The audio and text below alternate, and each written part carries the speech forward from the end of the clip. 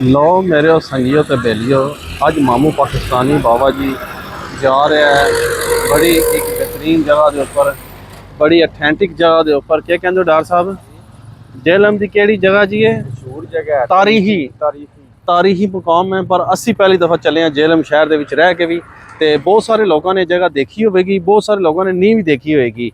तो जिन्होंने देखी उन्होंने पता लग गया होगा हूँ मेरी गल्लां सुन के, तो जिन्हें नहीं देखी उन्होंने वास्ते जस्तजू होएगी साढ़े हार भी कि कैसा होएगा, क्या माहौल होएगा।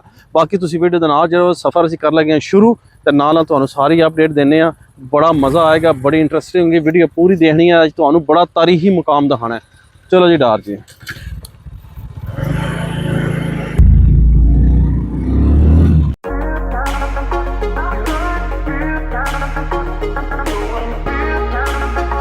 इत्थे कोई होना ना बादशाह का कोई सिस्टम होना है।